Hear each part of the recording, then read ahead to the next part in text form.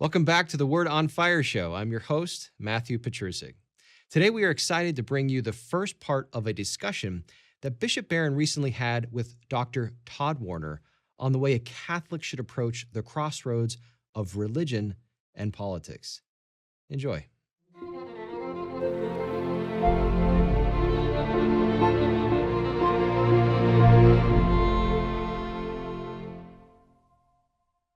On November 19, 1863, as the towering yet stooped Abraham Lincoln peered across the killing fields of Gettysburg, he declared, quote, "It is for us to be here dedicated to the great task remaining before us, that from these honored dead we take increased devotion to that cause for which they gave the last full measure of devotion. That we here highly resolve that these dead shall not have died in vain, that this nation under God shall have a new birth of freedom, and that government of the people, by the people, for the people, shall not perish from the earth." Close quote. Lincoln's challenge was to save democracy. As we see it today, was it worth it? Bishop Robert Barron, in this most political of years on democracy, the good, the bad, and the ugly, now. What is democracy? We hold these truths to be self-evident, that all men are created equal, that they are endowed by their Creator with certain unalienable rights, that among these are life, liberty, and the pursuit of happiness. That to secure these rights, governments are instituted among men, deriving their just powers from the consent of the governed. That whenever any form of government becomes destructive of these ends, it is the right of the people to alter or to abolish it, and to institute new government, laying its foundation on such principles and organizing its powers in such form as to them shall seem most likely to affect their safety and happiness. Now, Bishop Barron, these, of course, are the words written by Thomas Jefferson in the Declaration of Independence, which was adopted by the Continental Congress July 4th, 1776. So there's a lot to unpack in these three very weighty sentences. And I want to say just a few self-evident truths. All men created equal, endowed by a creator, inalienable rights, government by the consent of the governed. So let's begin with just a general question. What is democracy, and why does it, albeit imperfectly, work? Yeah, two good questions, searching questions, and in a way hard to answer. I mean, you could say very simply democracy ruled by the demos, by the people. Suppose, go back to classical thought, an aristocracy ruled by the best, or a monarchy ruled by one, a democracy ruled by the kind of military forces, oligarchy ruled by the wealthy, democracy ruled by the people, by the demos. And that's one feature of it, obviously. And you hear it reflected there in Jefferson, that the government derives its powers from the consent of the governed. Power coming up from below, so to speak, not from on high, let's say divine right of kings sort of ruling.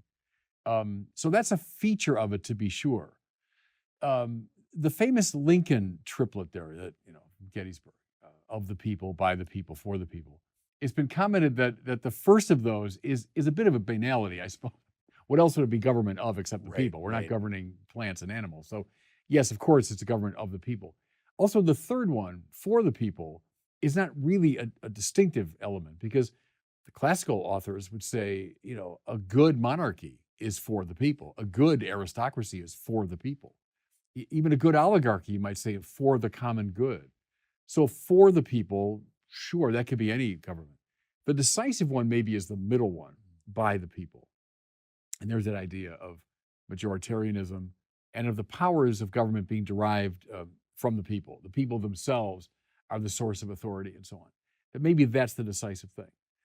But I would add, and again, now with Jefferson in mind, and the beginning of the Declaration, the Bill of Rights, all of that in mind, democracy is not just majoritarianism. It's also things like an acknowledgement of human rights. Given, mind you, and I've said this over and over again, not by the government, but by God, endowed by their creator. So an acknowledgement of something objective and indeed sacred about the rights of individuals. The freedom, dignity, and equality of the individual, that seems to be part of a democratic sensibility. Equality of opportunity, equality before and under the law. And then go into the Bill of Rights, following from human dignity, things like freedom of speech and freedom of assembly and freedom of the press and so on. I'd say, and then, I also would add, limited government, I think, is really key to a democratic sensibility. And that, too, is a deeply religious idea, if you press it, I think. Ultimate power does not belong to any form of human government, that there's a power beyond the power of government. And therefore, government can and should be limited. Checks and balances within a political system, but also elements within the wider society, like a free press, for example, like mediating institutions, religious and otherwise, that provide a sort of check and balance to government. I would say, Todd, all of that and more would be included in the definition of democracy. So beyond just rule by the people, it's all those elements make up a democracy, I think. Extraordinary. And the way you describe it, it talks about what a delicate balance it is. Yes. It's an extraordinary thing that this could be something that could be devised in the mind of human beings and made to work. And obviously, we're going to talk about some of the deficits we come in the practice of democracy, but it is something that is cultivated, as you've mentioned, with just great care, lest things fall askew. You know, it just crossed my mind as you were saying that. When I was studying political philosophy back at Catholic University many years ago, Robert Sokolowski, who was my great mentor, gave us a year-long seminar in political philosophy. Everyone from Plato through, Marx. And I remember he said one time, it's a quasi-miracle, the coming together of impossibly talented people at the same time and same place. When you think Adams and Jefferson and Franklin and Hamilton, maybe especially, John Jay, where else in the world with that extraordinary coming together of very fine minds? Madison, I mean, think this thing through. And they made a system comprising all these elements that did survive, has survived. Now, I love that you began with Lincoln, because there's the moment when, as Lincoln says at Gettysburg, right, this great Civil War we're in is testing whether any nation so conceived and so dedicated can long endure. The question was, so 87 years after the founding, will it work? Because say what you want about the Civil War, one thing it meant was the system fell apart. The democratic system fell apart. We tried 1820 compromise, 1850 compromise, the Lincoln-Douglas debates. I mean, Henry Clay and Calhoun and Webster, the greatest statesman we had, trying to work through this problem of slavery. It didn't work. The system fell apart. And Lincoln fought the war to testing whether that nation could long endure. So that's a very interesting thing. We have endured. And rightly, Lincoln gets a lot of praise, because that's his great achievement, freeing of the slaves and knitting back together this country that had fallen apart. Right. So we've got that in our political DNA as Americans, as we're the great advocates of democracy, but our system fell apart. And we fought a horrible war, a catastrophic war. 600,000 people died because the system fell apart. And now we did knit it back together. But that's the point I'm making in this sort of rambling way, is it's a precarious business. This marvelous thing that the founding fathers put together, but it's a precarious business and has to be attended to all the time. I think it was George Will that once said, he was being waggish in his comment, but he was talking about people talking about how easy democracy is to be just picked up and implemented somewhere else. And he said, well, look at the American experience. He says all it took was 5 geniuses and 200 years of self-rule. I mean, and he was obviously saying that it isn't that easy. There was, like I said, there's an extraordinary intellectual heft that goes into the consideration of democracy. And then there's the gritty, dirty, ugly practice of it, working your way through that culminates, as you've said, in a civil war, that anybody would say, it's amazing to think that we could come to the other side of a civil war as a nation that was whole without festering. And there's still antagonisms, obviously, but festering to antagonisms that would make it impossible for us to go forward. The point you just made, citing Will, I think there was really important. I think even a lot of Americans forget it. That when those geniuses gathered in 1776 and later in 1787 for the Constitutional Convention, we'd had 200 years of, call it, nascent democracy on these shores. So that, the first settlers coming over late 16th, early 17th century, it's 200 years of the House of Burgess and community organizations and self-government. We had this marvelous culture, you might say, of a nascent democracy that made possible that moment. That's why you and I both, of course, lived through this. when George W. Bush, I think with very good intentions, saying, we're going to plant democracy in the Middle East, and they're going to greet our troops with flowers, and there's going to be a springtime of democracy. Well, in our American hearts, we say, yeah, that's great, but there wasn't a culture in place that could receive that. Right. You know, and I think we overlook that sometimes, that we think it's just a given. It's like a Platonic form. Yeah. Of course, democracy, everyone's going to love. Well, it's empirically not the case, certainly. And then the cultural prerequisite for the acceptance of democracy, even we Americans overlook that, I think. So democracy, as we're alluding to here, has quite a history. It stretches across ancient Athens and Republican Rome to medieval Europe and even indigenous America. It's associated with guilds and assemblies, parliaments and city-states.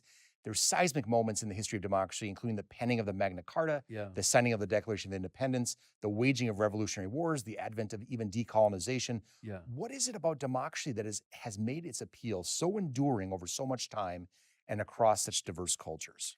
Yeah, it's a good question. I mean, obviously, as we just said, it's not universally the case by any means. I mean, across history and to the present day, there are an awful lot of people that don't think organizing society in this manner is a good idea.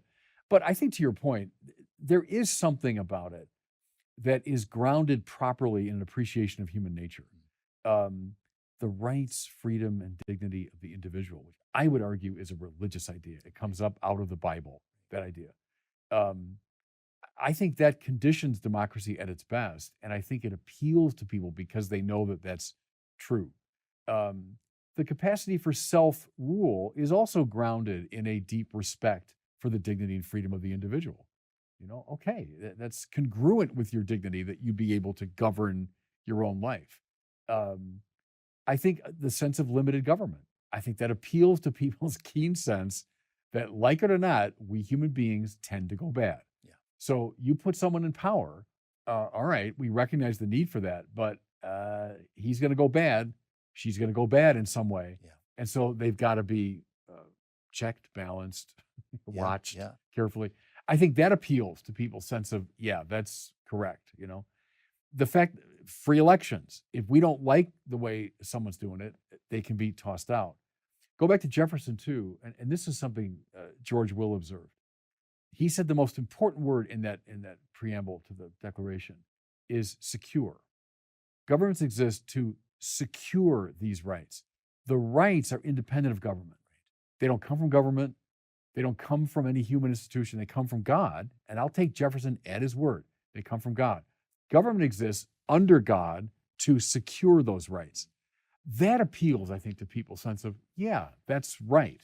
You know, so in all those ways, I think, objectively speaking, it's an attractive system. It's a morally good system. And that appeals to people. Now, I'm a Newman man. Why do people assent to things? Argument's got something to do with it. So I've just made an argument, if you want. All right. But assent is rarely a matter of just accepting an argument. There's all those cultural pieces and experiential pieces and prejudice and all that has to be taken into consideration of why someone would say, yes, that's the system for me. But I think there are a lot of objective reasons why it's proven to be very attractive. Yeah. One of the things you made me think about was, I read this somewhere about Karl Marx devising the Communist Manifesto, sat in the dusty stacks of the British Library and concocted a theory that he wanted reality to comport to. Whereas Adam Smith, and I'm not speaking unfettered endorsement of Adam Smith and so on, but Adam Smith wrote The Wealth of Nations after spending time down in the marketplace watching markets unfold.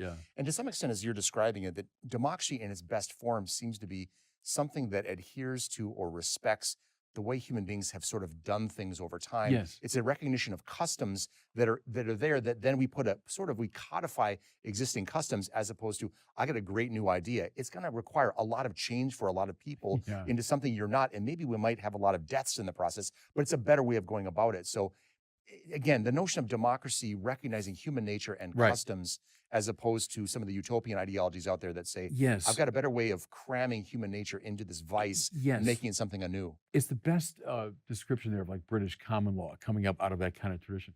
Here's an analogy. It's kind of stupid, but it comes to my mind a lot. I heard it many years ago. And you're designing a college campus, let's say, and you want to put sidewalks in. What should you do? Well, don't just put the sidewalks in. No, let the campus live for a while and see where the kids naturally walk. All right, there's the path they've naturally made. Put the sidewalk there. Sure. So it's the institution following the practice. Right. And your point about Marx and Adam Smith, I think that's very good. And go back to the very beginning of philosophy, Plato and Aristotle. Plato is much more the forms, and here's the right way to do it, and let's fit people into this philosophical system. Aristotle's much more the Adam Smith instinct of, okay, how do people actually speak and behave? Right. And what's the soul? Well, watch people in action. Who's the good man? Or no, rather, what's the right thing to do? Well, find the good man and do what he does. Yes. That's the Aristotelian instinct. And I think you're absolutely right. That's a good democratic instinct, is to say, all right, what is human nature? How does it actually unfold on the ground? And let's make institutions that kind of complement that or rise up naturally from that. And to correct also myself, it doesn't mean there aren't correctives that need to be put in place or Yeah, of course, guardrails right. and so on. But so some customs are bad, and we need to kind of Yes. But the issue is trying to find what's the best way to go about doing that. Well, and there's something too about democracy that is really wonderful. It stands opposed to totalitarianism. So there is a temptation, and it goes right back to Plato. And here I'm following Karl Popper, the open society and its Sure. enemies. And maybe he's unfair to Plato, but he blames Plato for that great tradition of totalitarianism. That I'm the philosopher, I figured this out, here's the way to do it. I'm now going to impose this vision absolutely on everybody, governing every aspect of life. And the anti-totalitarian instinct, which I share immensely, is no. Giving people a wide range for their own freedom and government intervening only when really absolutely necessary, not micromanaging or hyper-directing society, but giving plenty of room for freedom. And that's that idea of limited government. We don't want these grand totalitarian systems. They're dangerous. And any of us who've inherited, the history of the 20th century, we know that. Yep. Because we struggled, our parents and grandparents struggled quite literally with horrible forms of totalitarianism. So, 3 cheers for democracy that stand against that system. I wanted to, so Freedom House is this Washington nonprofit organization that goes back to the 40s. It looks at the state of democracy, political freedom, human rights around the world. And this index called the Economist Democracy Index looks at grades for various systems or countries that have electoral processes, civil liberties, function of government, et cetera. It's shocking to read that in 2023, the Economist Democracy Index said that only 7.8% of the world's population, that is 24 countries, are defined as full democracies. Close to 40% are flawed. And the rest, over 50%, are either hybrid regimes or authoritarian states. And you just mentioned the 20th century experience. And it made me wonder, why after all these years, after the Second World War with the fight against Nazism and fascism, why after the fall of the despotic Soviet communism, why are less than half of the world's population still living in anti-democratic, if not authoritarian regimes? Yeah, I mean, it's a very searching question. And I suppose we've been kind of singing the praises of democracy here for the past many minutes, which is good. It's appropriate, it seems to me. I think we'll get maybe to some of the negativity of it because, we mentioned Lincoln. We both have Churchill as a hero too. Churchill and Lincoln were at one and the same time great singers of the song of democracy and very clear-eyed and very realistic about its limitations. Again, Lincoln saying, look, this thing fell apart. Right? If they were such geniuses and our system is so good, why did it fall apart tragically and catastrophically? Churchill, and everyone knows the famous quote is, democracy is the worst form of government, except for all the others. But it's typical Churchillian, wit. But to start with, boy, this is a limited system, and this is a deeply problematic system. It is. It is. And I get across human history. Look at the Roman Empire. So say Rome begins as a kingship, and then a republic for many centuries, but then that goes through a crisis, and then for centuries is an imperial system. You had some very bright people, operating who never thought for a minute what we're calling like liberal democracy was a good idea. And the same is true around the world today, not only like in the communist countries, but many of the Islamic countries and so on. Democracy, as we're describing it, would strike them as a very bad idea indeed. Right. And to be fair, democracy is not praised by the classical authors. Rule by the demos would strike Plato as a very bad idea. Yeah. Rule by the mob, the demos, the ordinary people. Aristotle would say there's a type, he called it polity, with some of the elements that we mean by democracy. But polity will devolve very quickly into democracy in the crude sense. The ordinary people, they don't know right from wrong. They don't know left from right, most of them. You tell me they're going to run the society? Where for both those gentlemen, something like an aristocracy ruled by the best and the brightest struck them as the right way to do it. So my point here is, for all kinds of reasons, I think people, ancient, medieval, modern, contemporary, would say, I'm not so sure about democracy. Yeah. I'm not so sure about it. Does it really work? It's had catastrophic failures.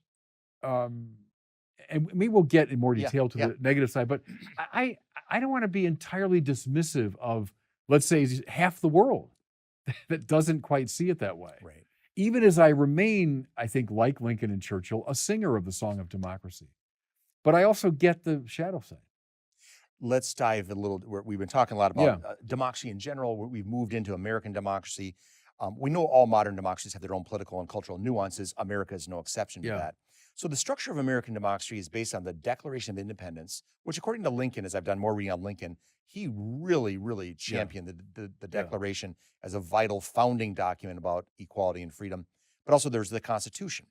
The Constitution, as you know, erects 3 branches of government, a federal and state dichotomy, a Bill of Rights. You have the Federalist Papers, where there's a conversation between Hamilton, Jay, and Madison defining and defending the Constitution. And in the Federalist Papers, which everybody should read, by the way, it's very interesting because I watched something with Anton Scalia speaking to high school students, and the teacher said, well, which of the Federalist Papers should they read? And he said, all of them. All of them. Yeah, right. So James Madison says, if men were angels, no government would be necessary.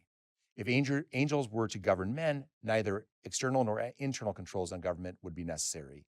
In framing a government which is to be administered by men over men, the great difficulty lies in this. You must first enable the government to control the governed, and the next place oblige it to control itself. So looking specifically at American democracy and the founders' design rooted in political philosophy and faith and custom and so on, what does the structure of American democracy say to you about the founders' understanding of human nature? A lot, but there's so much we could say about this. We've been talking about demos, ruled by the people, and that's a very broad, even crude, definition. I think what you find in our founders is what Aquinas would have called mixed government, and Aquinas is borrowing there from Aristotle. Here's what we mean. For Thomas Aquinas, the ideal government in a Platonic world, the best government would be a monarchy. You get one really good, smart, virtuous person who is governing for the sake of the common good and always chooses the virtuous and right path. Aquinas says the singularity of the monarch is a great advantage because, okay, do it. Make it so. Right. And it happens. Right.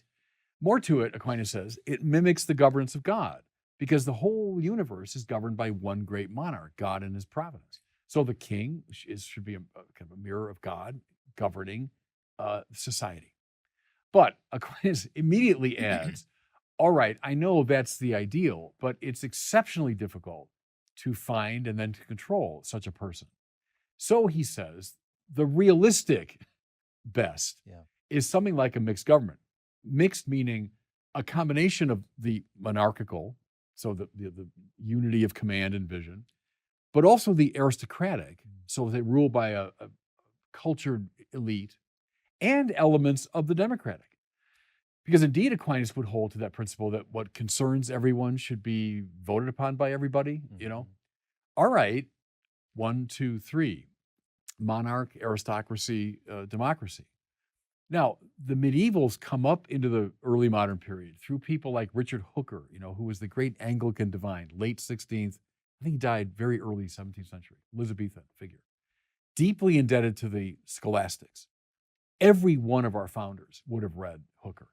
Newman in the 19th century he calls him the judicious hooker, Mm. that he's this great mind, They would have gotten that idea of mixed government from him. I mean, the founders, our founders. Another link is interesting. I'm not sure it's right, but Jefferson certainly had Robert Bellarmine in his library. Robert Bellarmine, great Catholic, theologian, would have mediated to our founders something of that scholastic vision. I think unmistakably in our Constitution, when you have the president, who's something like a monarch, the Senate, which is something like an aristocratic society, the House, which it's elected every 2 years, represents the demos, the people. You don't have democracy in a sort of Rousseauian sense of let's have everybody in a big plebiscite vote on every issue. We don't have that. We have a representative Republican form. And it mimics, I think, the mixed government idea that you find in Aquinas. Now, built into that is checks and balances. Yep. Each one checking and balancing. And no, you're too far. Nope, you can't say that. Yes. Which in turn is born of a deeply biblical vision of the human being as flawed and fallen and liable to be unjust, right? If you think human beings are perfectible, and Aristotle, in his worst moments, I think, might have had that idea, and just with enough virtue and enough knowledge, you can. Biblical people don't believe that for a second. We're very attentive to the fact that we are flawed and fallen. Therefore, hem everybody in. Give power. George Washington, talk about the virtuous man. That's another miracle of our founding, actually. Washington was not the theoretician that Madison and Hamilton and Jefferson were, but he was the virtuous man. He was like the Aristotelian, good man. All right, but even George Washington makes sure there's a Senate and a House, and he can veto and all that, but they're hemming each other in. I love that about the Founding Fathers. The insistence upon rights, freedom, dignity, that's biblical. So is this. And they were ambiguously biblical, our founders, to varying degrees. Sure. But it was in the air they breathed. It was just the culture they took in. And I think those are super healthy features of our democracy. That whole notion of tensions that you're describing there, which is extraordinary, the notion that human dignity is essential and, in our Catholic perspective, inviolable, ineradicable. At the same time, duties come with rights. So there's rights and duties. Simultaneously, just the notion that the freedoms you have, but the restraints on those freedoms, the mercy that's offered, the justice that is required. Again, back to the delicate tensions that exist in this very, very, I don't know, it's a fragile product of the human mind. So it's an extraordinary thing. You're getting at something there, which is it's a very important point, and I don't have a good resolution for it. One of my criticisms of the liberal democracy that emerged in our country, 18th century, is our government is, I would say, protective rather than directive. Classical thought, medieval thought, certainly saw the purpose of government was to direct the society towards certain moral ends. Our founders, for a lot of reasons, were skeptical of that. Like a lot of early moderns, they were skeptical of any claim to there is clearly the good, right? They construed a society that was more protective. So you've got basic rights. Government exists to secure those rights, right? Now, what about ultimate happiness? It's up to you. You have a right to life, liberty, and the pursuit of happiness as you see fit. But the classical tradition, they were massively interested in what happiness really is. Aquinas, Beatitudo, what is it? That's the most important question. Same with Aristotle. The virtuous life. What is that life? Our founders, I think partly was due to the pluralism of the society. We're skeptical about naming ultimate ends, and the government, should not be involved in that business. So what happens is, happily, I think, we develop the sense of, well, that's what religion's for. And that's what other mediating institutions are for, to provide those ends. But it's not government's business to say, here is where this is the moral life you should be pursuing. Now, is that a limitation of liberal democracy? I would say yes, in many ways, because it's left so undefined and so open-ended what the good is. And especially when the religions now are so attenuating, when the religions are so compromised. Who's providing that vision? Now it's every teenager in America. I make it up. I decide what the good is. Don't tell me. That's, if you want liberalism run amok. Mhm. It's the liberalism of the early and mid 18th century now run amok. Right. What they had in Adam's day and Washington's day and all that was a strong sense of religion, that religion was providing these ultimate ends. And so government didn't have to do it. Government shouldn't get involved in that. Right. We're at a very interesting moment now, I think, when the religions are weakened. And now it devolves upon the individual just to make that decision. In 1947, reflecting on the mixed blessing of democracy, Winston Churchill quipped, as you said earlier, Yeah. quote, "Many forms of government have been tried and will be tried in this world of sin and woe. No one pretends that democracy is perfect or all-wise. Indeed, it has been said that democracy is the worst form of government, except for all those other forms that have been tried from time to time," close quote. And British playwright George Bernard Shaw warned darkly, "Democracy is a device that ensures we shall be governed no better than we deserve." So Bishop, as you said, we were lauding the merits of democracy in our first segments. Now we have to get to some of the gritty, dirty, day in and day out downsides that we see with democracy. Yeah. So it can be downright messy, and I want to talk about some of the things that can go wrong. So I got to return to Churchill again, the eminently quotable Churchill, who once lamented, "The best argument against democracy is a 5-minute conversation with the average voter." So first of all, Bishop, what is democracy to do with the uninformed or indifferent voter? Yeah, no, they're good questions. And go back to Jefferson, who, to his credit, saw, if this is going to work, this thing we're describing, you have to have a well-informed and educated electorate. If you have people that are completely uninterested in politics, uninformed about it, they'll be terrible voters. And hence public schools had to be instituted. So he got that, And Jefferson could be a bit of a romantic about democracy. Hamilton is a balance to him there, Madison too, in a way. But that's one answer, is we have to be dedicated to education. And we can't allow people to fall into, ignorance of political matters. But I get Churchill's point. And who would have agreed with it very much? Plato and Aristotle would have said, what do you mean, government by the common person? When you read Plato, what do you sense is the Athenian democracy. Oh, yeah, wasn't that great? It killed Socrates. The best guy that ever lived, ever was, Socrates. Right. They killed him. Right. Out of stupidity and out of passion of the mob. And so now read the Republic as Plato's attempt to say, by God, that should never happen again. Yeah. Right? And so, he would have shared with Churchill, like, what do you mean the demos? Giving them rule? They're idiots. They should do what they're told, Same with Aristotle, to be fair. He would have said something like an aristocracy or rule by the moral and intellectual elite. Well, yeah, I guess why not? I mean, I get the best, aristoi, I mean the best. Get them to run the society. But the average person, in fact, Aristotle would have seen them as largely staying out of politics. He would divide the public and the private. So most people, all women, he thought, children, and most males too, should stay in the private realm of the household. And that's okay. That's where they belong. Slaves belong there too. But only the aristoi should go out into the public space and start making decisions about, well, sure, that's Churchill's idea of talk to the average person, you'll be pretty dissatisfied.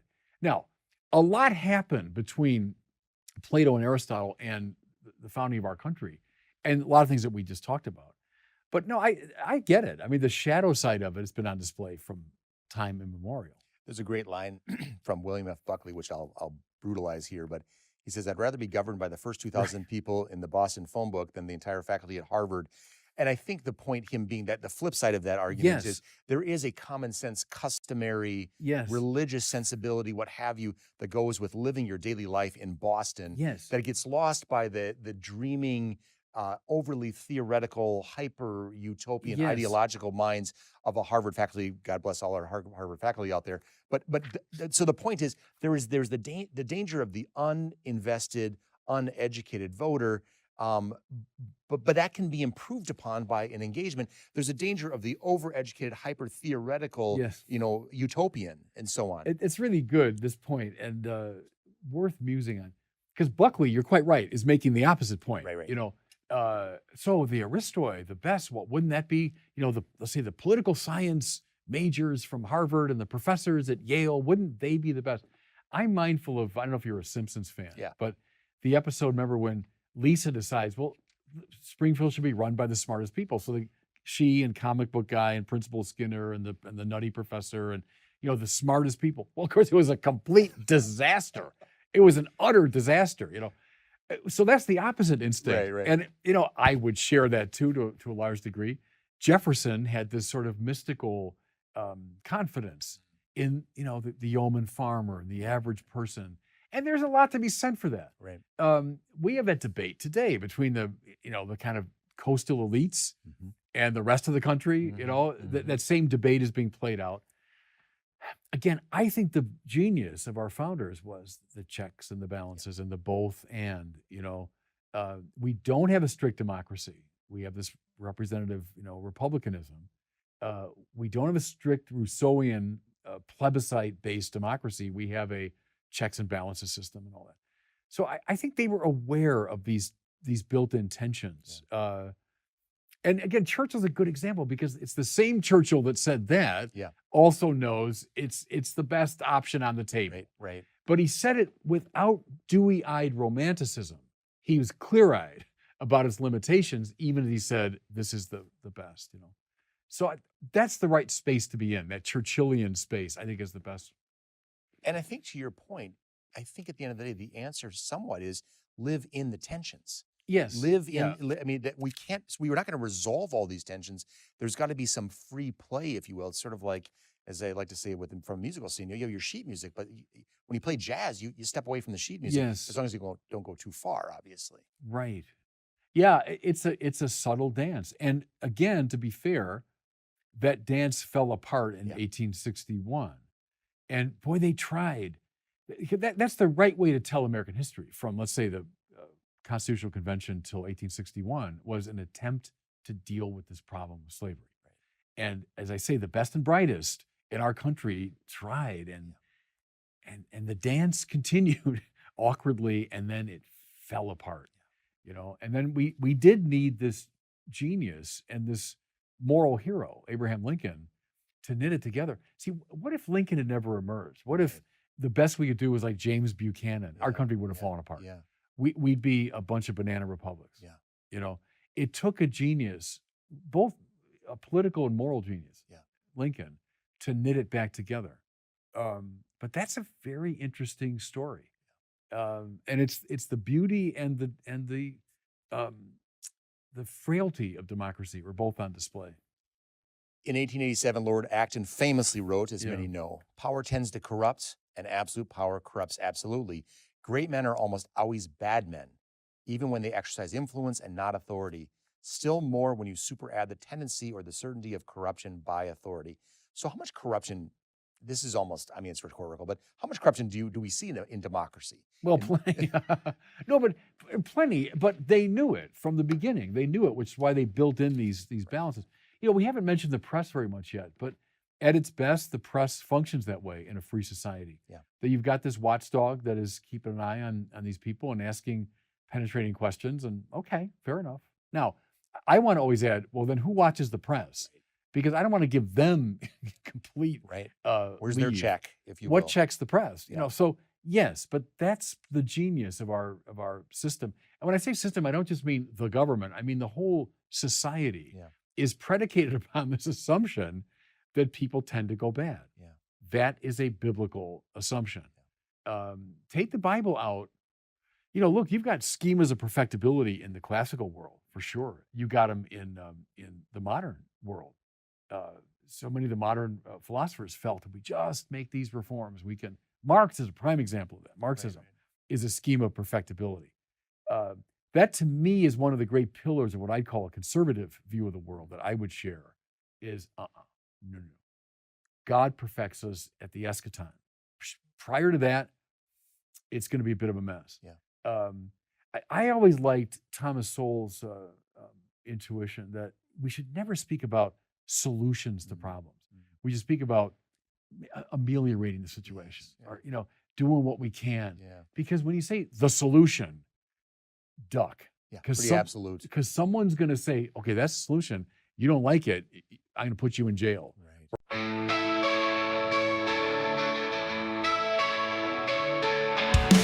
Road to death, they say, but we're alive today. Chasing dreams, we fly into the night sky. Lights flash, blind our sight. We race into the light. Hearts beat, thunder loud. We're lost in the crowd. We ride the road to glory. Write our own great story. No fear, no tears, just love. Rise high like stars above.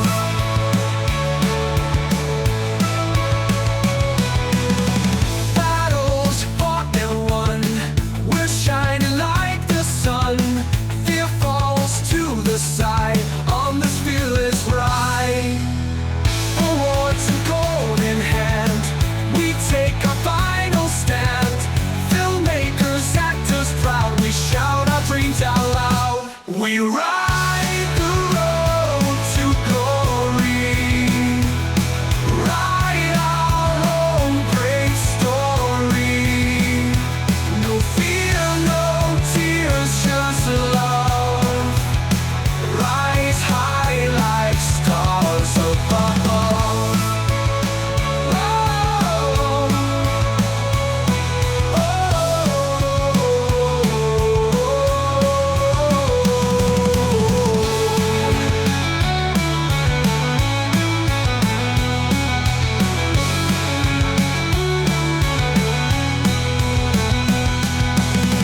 Battles fought and won. We're shining like the sun. Fear falls to the side on this fearless ride. Awards and gold in hand, we take our final stand. Filmmakers, actors proud, we shout our dreams out loud. We ride the road to glory. Write our own great story. No fear, no tears, just love. Rise high like stars above. Like stars above.